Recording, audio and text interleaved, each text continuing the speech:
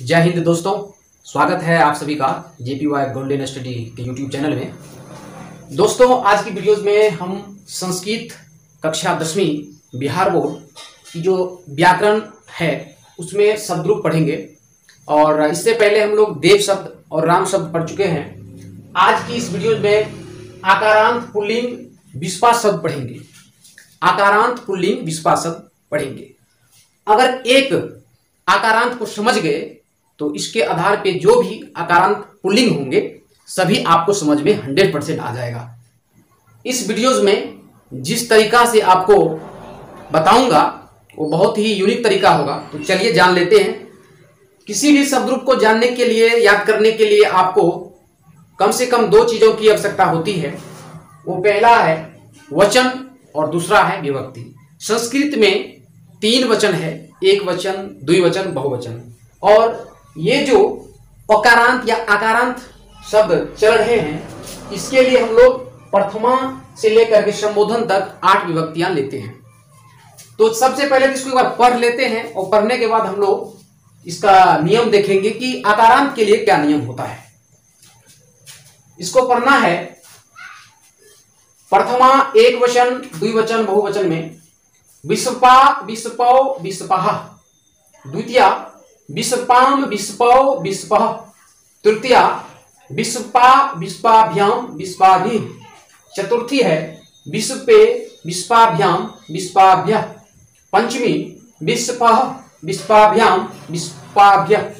षष्ठी है विस्पः, विस्पो, विस्पाम। सप्तमी है विस्पपि, विस्पपौ, विस्पासु। और इसका संबोधन है हे विस्पः, हे विस्पौ, हे विस्पः। तो दोस्तों यह तो हम पढ़े। अब नियम समझते हैं कि आकारांत शब्दों के लिए क्या नियम होता है जब वो पुल्लिंग होता है। जब वो पुल्लिंग होता है तो एक वचन में, द्विवचन में और बहुवचन में तीनों में समझते हैं। प्रथम विभक्ति है प्रथमा। आकारांत पुल्लिंग शब्दों के लिए एक वचन में हमको आ विसर्ग लगाना है। क्या लगाना है? आ विसर्ग लगाना है। और द्विवचन वही अंत में औ लगता है, यानी कि विस्पा अगर है तो उसमें औ जोड़ेंगे तो हो जाएगा विस्पौ। ठीक है, औ लगता है द्विवचन में, आपको पिछले वीडियो में भी हम बताए थे। और बहुवचन आ विसर्ग लगता है। अर्थात आकारांत पुल्लिंग विस्पा शब्द में एक वचन और बहुवचन का जो यहां पर रूप है वो सेम है। विस्पा प्रथमा, एक वचन और बहुवचन में भी विस्पा ही होता है। तो आ विसर्ग जो है हमको एक वचन में और बहुवचन में जोड़ना है। ठीक है। और द्वितीया क्या है? द्वितीया अगर विस्पा शब्द है तो इसके एक वचन में हमको आ और म जोड़ना है, अर्थात विस्पाम हो जाएगा। आ और म क्या दिखाता है? द्वितीया विभक्ति को दिखाता है। और इसका द्विवचन वही औ लगाना है, यानी कि औ दिखाता है द्विवचन को। ठीक है। विस्पौ, विस्पौ प्रथमा द्वितीया का जो है सेम होता है। लेकिन बहुवचन में जब द्वितीया लेते हैं तो विस्प यानी विस्पा से हो जाएगा विस्प और सिर्फ विसर्ग जोड़ देना है। अर्थात जो आ मात्रा है उसको हटा देंगे और लास्ट में विसर्ग जोड़ देंगे। और तृतीया में क्या होगा? जो शब्द हम पढ़ रहे हैं यहां पर विस्पा, विस्पा का विस्पा हो जाएगा। ठीक है। और आपको पता है कि तृतीया, चतुर्थी, पंचमी का जो द्विवचन होता है, चाहे जो भी शब्द हो, उसके अंत में भ्याम शब्द को जोड़ना है। भ्याम शब्दांश को जोड़ना है। जैसे विस्पा होगा तो विस्पा भ्याम। और भी दिखाता है तृतीया बहुवचन। जिस शब्द के बहुवचन में भी विसर्ग हो वह किसको दिखाता है? तृतीया को दिखाता है। तृतीया बहुवचन में भी विसर्ग लगता है। यह पहचान है इसका। चतुर्थी में क्या होगा? विस्पा अगर है तो उसमें हमको विस्पे करना है। ठीक है, यानी कि प में से क्या करना है? आ हटा करके ए जोड़ना है। तो विस्पे क्या हो जाएगा? ये चतुर्थी हो जाएगा। अर्थात ऊपर में जो ए आप देख रहे हैं प में, यह चतुर्थी को दिखाता है। बाकी वही विस्पा में भ्याम। ठीक है। और चतुर्थी का जो बहुवचन होता है उसका पहचान है कि भिया विसर्ग लगता है। भिया विसर्ग आप समझ गए हैं। चतुर्थी बहुवचन में भिया विसर्ग लगता है। पंचमी क्या है कि विस्पा में हमको आ हटा के सिर्फ विसर्ग देना है। और भ्याम तो वही है, और विस्पा भिय, यानी कि भिय शब्द जो है, भिय जो लगता है वो चतुर्थी और पंचमी, चतुर्थी पंचमी बहुवचन के अंत में भिय विसर्ग लगता है। यह तो कॉमन है, पिछले शब्द में भी आप देखे होंगे। षष्ठी का भी वही है, विस्पा में से आ हटा करके क में विसर्ग देना है, सिर्फ विसर्ग देंगे तो ये हो जाएगा षष्ठी एक वचन। और इसका जैसे ही षष्ठी का द्विवचन लेंगे तो विस्पा जब था तो वो मूल शब्द था, ठीक है। तो विस्पा में क्या करेंगे, ऊपर में औ लगा देंगे, यानी कि विस्पा, विस्पा होता है उसमें औ जोड़ देंगे, यानी कि पा में से आ हटा के औ जोड़ देना है, विस्पौ औ देना है और विसर्ग देना है। तो औ विसर्ग जो दिखाता है, औ विसर्ग ये षष्ठी द्विवचन को दिखाता है, फिर सप्तमी द्विवचन को भी दिखाता है। औ विसर्ग जहां भी रहता है वो षष्ठी सप्तमी द्विवचन को दिखाता है। तो औ विसर्ग जो है द्विवचन को दिखाएगा षष्ठी और सप्तमी में। और इसी का षष्ठी का बहुवचन क्या होगा, उसके अंत में यानी विस्पा शब्द है तो विस्पा लिख देंगे और लास्ट में मो जोड़ देंगे, अर्थात विस्पान, यानी कि आ मो। आ और मो जब लगता है तो वह बहुवचन होता है, षष्ठी का बहुवचन, यानी कि अंत में अगर मो लगा हुआ है तो पकड़ लेंगे कि षष्ठी का वो बहुवचन है। फिर सप्तमी, सप्तमी का जो एक वचन होता है, विस्पा शब्द है, तो विस्पा में से क्या करेंगे हम, विस्पी करेंगे, अर्थात पा को हटा देना है और उसके बदले में पी जोड़ना है, पा को पी बना देंगे, अर्थात विस्पा था तो विस्पा से हो जाएगा विस्पी, यानी कि प में हर से ई दे देंगे, ठीक है। तो विस्पी क्या होगा, यानी कि हर्षई जो देख रहे हैं, हर्षई, ये सप्तमी एक वचन हो जाएगा। और द्विवचन तो समझा दिए थे, औ विसर्ग लगता है। और सु, सप्तमी का बहुवचन में सौ से सप्तमी, सौ से सु, यानी कि सप्तमी के बहुवचन में आंसू आपको लगाना पड़ता है, यानी कि सु दिखाता है सप्तमी बहुवचन को। तो सु से पकड़ लेंगे कि यह सप्तमी बहुवचन में है। पूछा जाएगा कि विस्पा शब्द के सप्तमी बहुवचन में क्या है, विस्पासु, क्योंकि सु से पकड़ लिए, ये सप्तमी विभक्ति है। और संबोधन तो बहुत ही इजी होता है, जो प्रथमा है वही संबोधन होता है, ठीक है। प्रथमा की तरह संबोधन चलता है, तो आप देख लीजिए जैसे प्रथमा में था विस्पाह, विस्पो, विस्पाह, वही चीज है, सिर्फ हे जोड़ना है। हे इसलिए जोड़ना है कि संबोधन का मतलब होता है किसी को पुकार रहे हैं, तो हो जाएगा हे विस्पाह, हे विस्पौ, हे विस्पाह। तो दोस्तों उम्मीद करता हूं कि यह शब्द जो कि आकारांत है और पुल्लिंग है विस्पा, यह आप समझ चुके हैं। इसी आधार पे और भी शब्द आएंगे तो इसी तरीके से बनेंगे।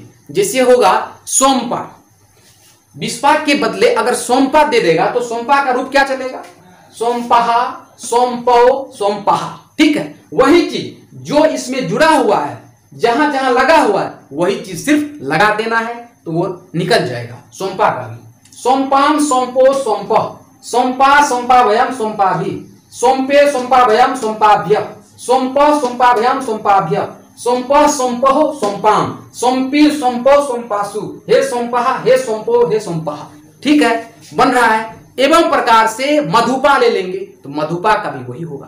तो उम्मीद करता हूं कि इसी आधार से जो भी आप आकारांत शब्द बनाएंगे उसका आपको बन जाएगा, उसका सॉल्यूशन आपको मिल जाएगा। इसके हेल्प से आप किसी भी प्रकार की आकारांत पुल्लिंग शब्द, जैसे यहां पर लिख देंगे इसी प्रकार सोमपा अगर कोई आकारांत शब्द है, मधुपा इत्यादि शब्दों के रूप चलेंगे। कहने का मतलब हुआ कि अगर विस्पा शब्द समझ जाते हैं और इसका सिस्टम समझ जाते हैं, उसी सिस्टम को सोमपा, मधुपा इत्यादि शब्दों में लगा देंगे तो यह भी निकल जाएगा। दोस्तों आज की वीडियोस में आकारांत पुल्लिंग शब्द हम सीख चुके हैं और अब हम लोग इकारांत शब्दों पर चलेंगे। तो चलिए आगे बढ़ते हैं। इससे पहले हम लोग अकारांत, आकारांत शब्द पढ़ चुके हैं। अगर वे नहीं पढ़े हैं तो उसका लिंक इस वीडियोज में मिल जाएगा। आज की इस वीडियो में पढ़ते हैं कि इकारांत पुल्लिंग मुनि शब्द। मुनि शब्द कई बार पूछा जाता है परीक्षा में। तो जैसा कि आपको पता है कि किसी भी शब्द रूप के लिए आपको वचन और विभक्ति चाहिए। एक वचन, द्विवचन, बहुवचन आपको पहले से पता होगा। प्रथमा से लेकर के संबोधन तक लेंगे हम। जब पुल्लिंग शब्द अभी पढ़ रहे हैं तो प्रथमा से संबोधन तक ये विभक्ति लेंगे और इसी पर बैठा देना है। ये आपका शब्द रूप कंप्लीट हो जाएगा। मुनि शब्द एक बार पढ़ लेते हैं, उसके बाद इसका ट्रिक देखते हैं कि क्या ट्रिक लगाएंगे कि इकारांत शब्द जो है मुनि के समान जो भी है वो बन जाएंगे। पढ़ते हैं। मुनि मुनि मुन्य, मुनिम मुनि मुनि, मुनिना मुनिभ्याम मुनिभि, मुन्ये मुनिभ्याम मुनिभ्य, मुने मुनिभ्याम मुनिभ्य, मुने मुनियो मुनिनाम, मुनो मुनियो मुनिषु, हे मुने हे मुनि हे मुनिया। दोस्तों यह तो हुआ कि पढ़ने का तरीका। अब इसको समझने का तरीका देखते हैं, ट्रिक क्या लगेगा। जैसे यहां पर मुनि है, मो हर्षऊ नो हर्षई, यानी कि नौ में ई लगा है, इसीलिए हुआ इकारांत। ठीक है, तो प्रथमा एक वचन में मुनि का मुनि रख देना है और विसर्ग जोड़ देना है, क्योंकि विसर्ग से जब शुरू होता है तो प्रथमा एक वचन होता है। और जैसा कि आपको पता है कि द्विवचन में मात्रा बढ़ता है, यानी दीर्घ हो जाता है।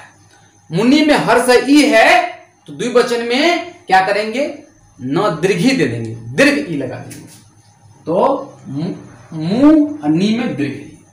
ठीक है, नौ में दीर्घ लग गया, नौ दीर्घ ई, यह हो गया द्विवचन। तो दीर्घ लगा देंगे, हर सही रहेगा तो दीर्घ ई लगा देंगे, तो ये हो जाएगा द्विवचन। और बहुवचन में क्या करना है कि मुनि नहीं, मुनि से मुन लेना है, मुनि से मुन लेना है और यह विसर्ग दे देना है, हो जाएगा मुन्य। ये आपको समझना है। उसी प्रकार द्वितीया का पहचान है कि शब्दों के, द्वितीया का पहचान क्या है कि मोहलंत आपको याद रखना है, मोहलंत लगता है तो मुनिम हो जाएगा। मुनि का मुनि उतार दिए, मोहलंत लगा दिए, और द्विवचन द्वितीया का सेम, नौ में दीर्घी हो जाएगा तो मुनि हो जाएगा, मुनि। और इसमें एक स्पेशल नियम याद रखना है कि मुनि जब होगा तो मुनि में क्या करेंगे, दीर्घ लगा देंगे। महर्षु का न दीर्घी का नो हलंत, नो हलंत दिखाता है कि वह क्या है, द्वितीया बहुवचन है। नो हलंत जब लगेगा द्वितीया बहुवचन होगा। चतुर्थी में मुनि होगा तो उसमें सिर्फ ना जोड़ देना है। ये जो ना जोड़ रहे हैं यह तृतीया एक वचन है। और भ्याम तो आपको मालूम ही है, जो शब्द है उसी में भ्याम लगाना है। मुनि है तो मुनि भ्याम, मुनि भी लगता है तृतीया बहुवचन में। चतुर्थी में क्या करना है, मुनि से मुन लेना है, मुनि से मुन लेना है और यह लगा करके ए देना है, यानी कि ये जब होगा तो यह चतुर्थी का एक वचन होगा। मुनि भ्याम आपको पहले से ही पता होगा, भ्याम लगता है द्विवचन में तृतीया से पंचमी तक, तृतीया से पंचमी तक भ्याम शब्द दांश जोड़ते हैं, तृतीया से पंचमी में भ्याम लगाते हैं। चतुर्थी का बहुवचन है वही भिया विसर्ग, फिर पंचमी के बहुवचन है भिया विसर्ग, आपको पहले भी पता होगा, नहीं पता है तो उसका लिंक दे देंगे, आप उसमें समझ सकते हैं। और षष्ठी में, पंचमी में क्या करते हैं, पंचमी एक वचन में मुनि है तो मुनि से क्या कर देना है, मुने कर देना, मुनि से मुने कर देना है, विसर्ग लगा देना, यानी कि ए विसर्ग। ए विसर्ग जब देखेंगे तो वह पंचमी का एक वचन होगा। मुनि है तो हो जाएगा मुने, यानी कि ए विसर्ग, ए विसर्ग एक वचन। और मुनि भ्याम वही द्विवचन तो सेम ही होता है। मुनि भ्या शब्दांश जो आप देख रहे हो वह पंचमी के बहुवचन में होता है। षष्ठी में भी वही मुनि से हो जाएगा मुने, यानी कि ए विसर्ग। ए विसर्ग जो है यह एक वचन को दिखाएगा।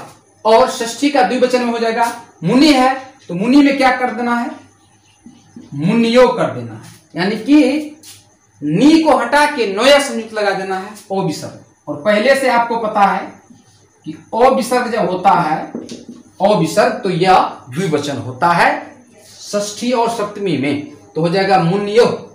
सप्तमी में भी हो जाएगा मुनियो द्विवचन में। और नाम मैंने पहले ही बताया है, आ दे करके मोहलंत जब लगता है, एक होता है सिर्फ मोहलंत, तो सिर्फ म हलंत वाला जो आप देखे हैं तो वह द्वितीया होती है, द्वितीया एक वचन। लेकिन आ देके अगर म हलंत है तो यह षष्ठी का बहुवचन होता है, अर्थात नाम शब्द जब आप देखेंगे तो षष्ठी का बहुवचन होगा।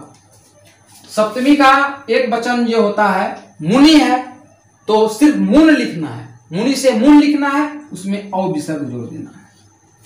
ठीक है, अधिकांश शब्दों के रूप में औ विसर्ग जब लगेगा तो ये सप्तमी का एक वचन होगा।